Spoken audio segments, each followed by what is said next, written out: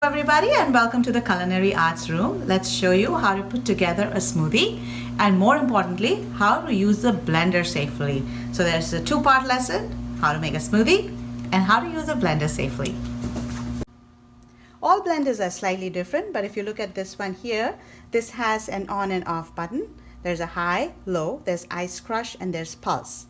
So what the pulse does is it will just run the blender for just a short amount of time, which is needed in some recipes. What I usually do is when we have to run the blender to make a smoothie, you first have to press on. So that turns on this red light. If you can see, there's a blinking red light here. That means the blender is ready to work. And then I always start with low first and then move on to high. Now let's show you how to put together a very basic strawberry banana smoothie. You can make smoothies of all different kinds and definitely try lots of them. But for now, we are making a strawberry banana smoothie. You should always start by adding some liquid to the blender. So we're going to add milk first. Now, we can use a liquid measuring cup to measure about a cup of milk, which is what we can do using this measuring cup. Also, what you can do is just look at the blender. And if you see here, the blender jar has these markings. And if you pay attention to those, you can save up some cleanup time because you can just pour in some milk and bring it up to the 1 cup mark, which is what we need for this recipe. So I'm just going to do that. I'm going to pour in some milk and I'll stop at the 1 cup mark. And remember, smoothies are a forgiving recipe. If you add a little extra milk, a little extra yogurt, a couple other strawberries, it wouldn't matter so much. Still come out good. We also want to add a cup of yogurt. So I'm going to scoop out the yogurt using a dry measuring cup. Anything that comes with a spout, you measure using a liquid measuring cup. Anything that doesn't have a spout, use a dry measuring cup to measure that. So I need about a cup of yogurt. So that's about a cup. I'm going to add that in. And now I'm going to add the strawberries and the banana. So strawberries, you can approximate. For this recipe, we are using about 12 strawberries. My hands are very clean. I'm going to add strawberries. That's 3, 6, 7, 8, 9, 10, 11, 12. And I'm going to put this to the side. And now I have to add the banana. So peel the banana.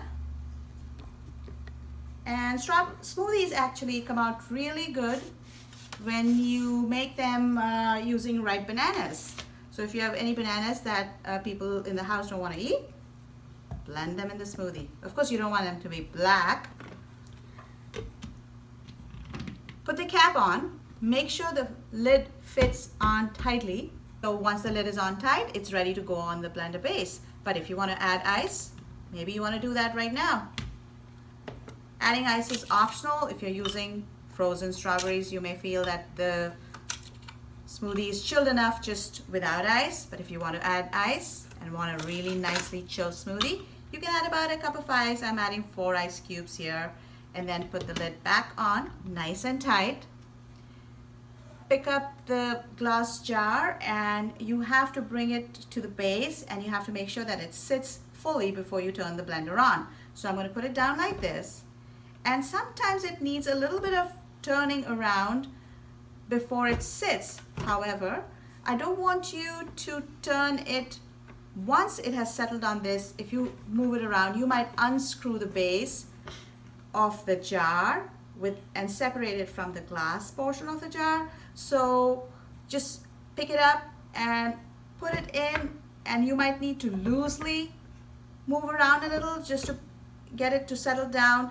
But what you should not do is not use too much force. So you should not be using force in this area. You should lift up the jar and then make it settle down. Once this is settled, the lid is on. That's when you turn the blender on. So this is already on because we had turned it on earlier. So now I'm going to start on low. Once things start moving, you can move from low to high and to ice crush and look for the smoothie to be done. Let's show you how to pour the smoothie so that you can do it without making a mess. It's okay to make messes in the kitchen, but if we can avoid them, hey, why not? because as much as I love cooking, cleaning is not that much fun. So here's my suggestion. Keep the blender jar over the sink, line up your cups just the way I did over here, and do all the pouring over the sink. So watch this. Go like that. And sometimes I also go over the cup like that, the lip of the cup, just so I can get the last drop in and put it on the side. Go like that. So now make as many cups as you need to, depending on the number of people in your group.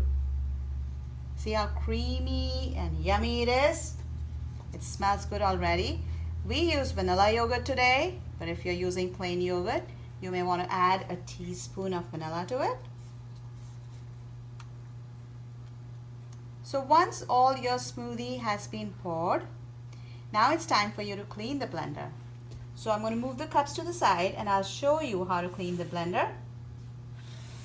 To clean the blender, here's what I want you to do. I want you to rinse the blender first.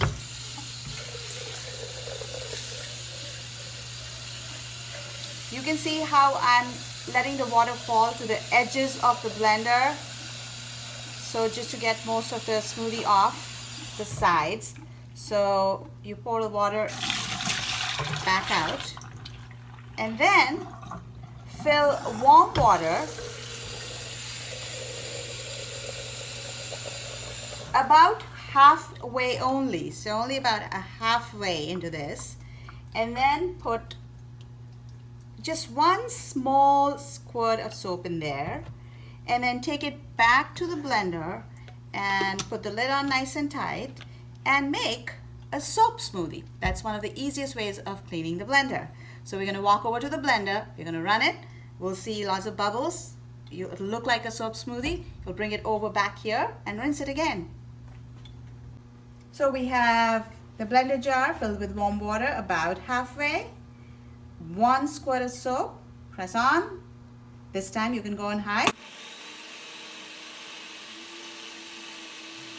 Turn it off, bring it back to the sink and rinse it a few times. Let's show you that. Once you've rinsed the blender jar a few times, the water looks all clean on the inside, the blender jar looks clean on the inside, you can pour it out and then put it upside down on the draining rack. So I'm going to put it upside down over here. There's no need for you to put any towels inside to dry it, just let it air dry. Here's the lid, rinse it a few times. Make sure there's no smoothie stuck in the edges.